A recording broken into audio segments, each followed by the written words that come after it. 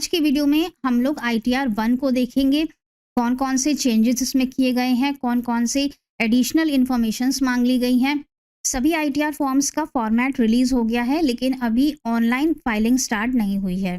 Online mode में forms जल्दी ही आ जाएंगे, लेकिन जो बेस्ट पीरियड होता है ITR फाइलिंग का वो मिड ऑफ द जून होता है, क्योंकि तब तक आपका AIS 26AS और सारी TDS एंट्रीज अपडेट हो चुकी होती हैं। फिलहाल आप फॉर्मेट देख सकते हैं, ऑनलाइन फाइलिंग अवेलेबल हो जाएगी, तो आप ऑनलाइन में भी देख सकते हैं कि किस तरह से आपको फाइलिंग करनी होगी।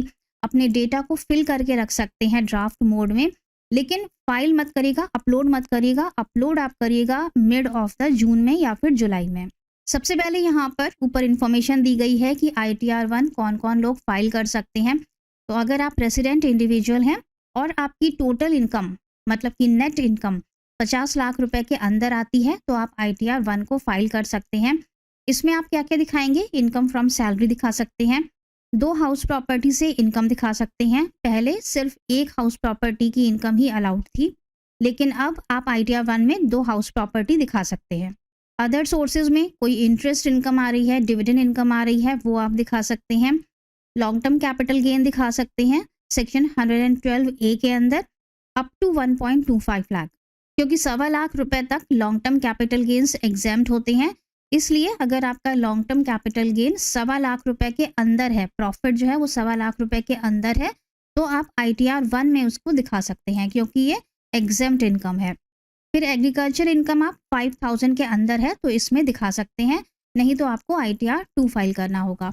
इसी तरह से अगर आपका शॉर्ट टर्म कैपिटल गेन है या फिर आपका long term capital gain 1.25 lakh रुपए से ज़्यादा का है, तो आपको ITR 2 फॉर्म का यूज़ करना होगा।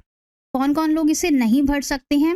अगर आप किसी कंपनी में डायरेक्टर हैं या फिर आपने अनलिस्टेड इक्विटी शेयर्स में इन्वेस्टमेंट किया हुआ है, या फिर आपका TDS डिडक्ट होता है अंडर सेक्शन 194N।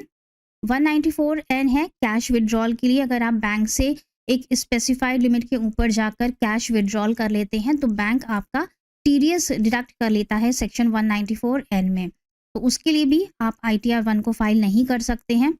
और अगर आप कोई फॉरेन असेट्स दिखाना चाहते हैं या इंडिया से बाहर आपके कोई भी असेट्स हैं, तो आप ITR 1 को फाइल नहीं कर सकते हैं।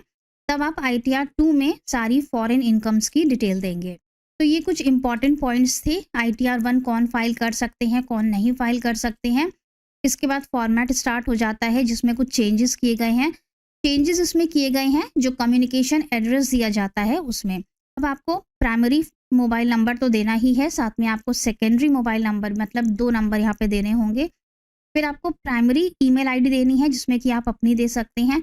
सेकेंडरी ईमेल आईडी में आप किसी और पर्सन की, स्पाउस की दे सकते हैं। फिर प्राइमरी एड्रेस यहाँ पे देना है, जिसमें कि चेंज किया गया है। अब आपको यहाँ पर 2 एड्रेस देने होंगे। एक प्राइमरी एड्रेस है, जिसमें आप वो एड्रेस दे सकते हैं जिसमें कि आप अवेलेबल हैं, जहाँ पर आप रहते हैं। और सेकेंडरी एड्रेस में आप अपना परमानेंट एड्रेस दे सकते हैं। तो 2 एड्रेस यहाँ पर देने होंगे। इसके बाद तो जो ये फॉर्म है ये आपका न्यू टैक्स रिजीम में ओपन होगा, मतलब ये फॉर्म आपका by default new tax regime में ही रहेगा। अगर आपको न्यू टैक्स रिजीम में जाना है तो आप नो पर टिक करेंगे, और अगर आपको ओल्ड टैक्स रिजीम में जाना है तो आप येस पर टिक करेंगे। ये चीज़ आपको बहुत ध्यान से टिक करनी है, क्योंकि जब हम यहाँ पे गलत टिकिंग कर देते हैं तो हमारा फॉर्म ओल्ड टैक्स रिजीम में कन्वर्ट नहीं हो पाता है। सेकंड पेज पर पार्ट B आता है, जिसमें कि आपकी ग्रॉस टोटल इनकम की कैलकुलेशन स्टार्ट हो जाती है। सबसे पहले आपको ग्रॉस सैलरी देनी है, जो कि आपकी फॉर्म 16 से यहाँ पर ऑटो फिल होगी, लेकिन आपको एक बार चेक ज़रूर कर लेना है। और जो भी यहाँ पर हेड दिए हुए हैं, सैलरी एज पर section 17(1) value of perquisites profit in लिeu ऑफ सैलरी, ये सारे एज इट इज़ फॉर्म 16 से ही यहाँ पर आपको फिगर्स ले लेनी है। सैलरी हेड के बाद इनकम फ्रॉम हाउस प्रॉपर्टी की डिटेल्स हैं। तो यहाँ पर आप अब 2 प्रॉपर्टी की डिटेल्स दे सकते हैं। अगर आपको 2 प्रॉपर्टी से रेंटल इनकम आ रही है तो 2 प्रॉपर्टी की इनकम आप यहाँ पर दिखा सकते हैं।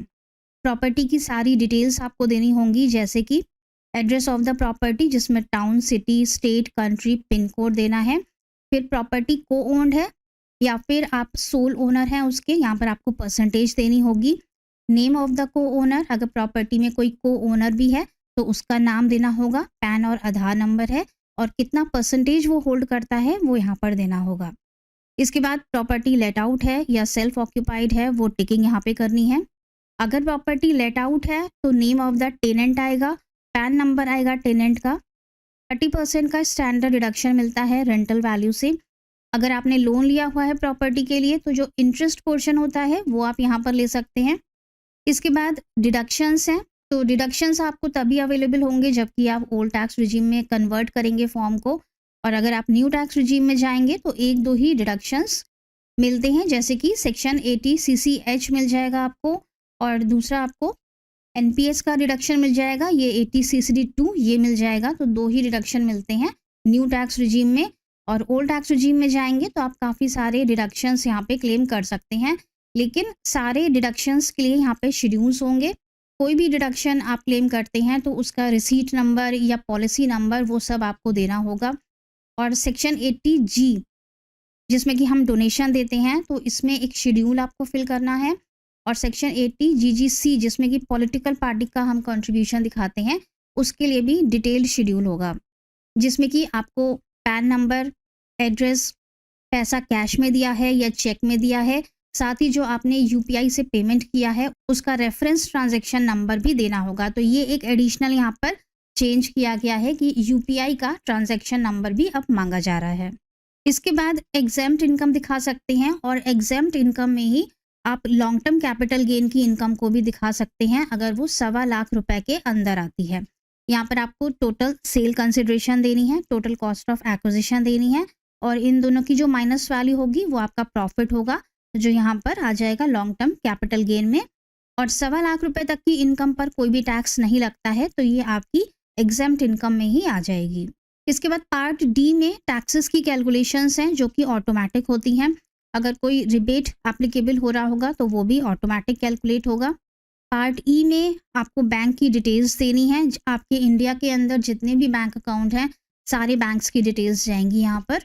इसके बाद एडवांस टैक्स और सेल्फ असेसमेंट टैक्स पेमेंट का शेड्यूल है, फिर TDS का शेड्यूल है, जो कि ये सब ऑटो फिल होगा आपके 26 AS से।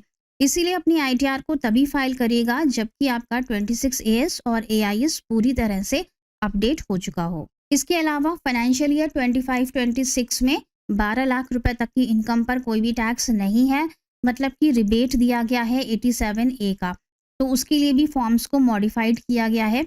आपके जो भी टैक्सेस की कैलकुलेशन होगी वो इसी रूल के अकॉर्डिंग ही होगी। 12 लाख रुपए तक अगर आपकी टोटल इनकम आती है तो कोई भी टैक्स नहीं लगेगा। अगर इनकम 12 लाख से ऊपर जाती है तभी टैक्सेस कैलकुलेट होंगे, लेकिन इस 12 लाख रुपए की लिमिट के अंदर आपकी स्पेशल कैटेगरी वाली इनकम्स इंक्लूड नहीं होंगी, जैसे कि शॉर्ट टर्म है, लॉन्ग टर्म है, ऑनलाइन गेमिंग है, विनिंग्स है। अगर इस तरह की आपकी कोई भी इनकम्स हैं तो वो एडिशनल होंगी और इन पर अलग से टैक्स की कैलकुलेशन होगी जो आपको पे करनी पड़ेगी। तो ये जो स्पेशल रेट की इनकम्स होती हैं ये 12 लाख के अंदर कवर नहीं होंगी, इस पर आपको टैक्स देना पड़ेगा। तो ये था ITR 1 का रिव्यू। थोड़े बहुत इसमें चेंजेस हो गए हैं जो कि ऑनलाइन अवेलेबल होने के बाद आपको ज़्यादा अच्छे से क्लियर हो जाएंगे, और 26 AS और फॉर्म 16 से आपका फॉर्म ऑटो फिल भी हो जाएगा, लेकिन आपको चेक ज़रूर कर लेना है कि सही से ये ऑटो फिल हो रहा है। अपनी ITR को आप जून के मिड में या फिर जुलाई में ही फाइल करिएगा, और अगर ITR फाइलिंग के लिए आप हमारी पेड सर्विसेज चाहते हैं तो हमें व्हाट्सएप नंबर पर कॉन्टैक्ट कर सकते हैं। मिलेंगे नेक्स्ट वीडियो में। Till then stay safe and healthy. Bye bye.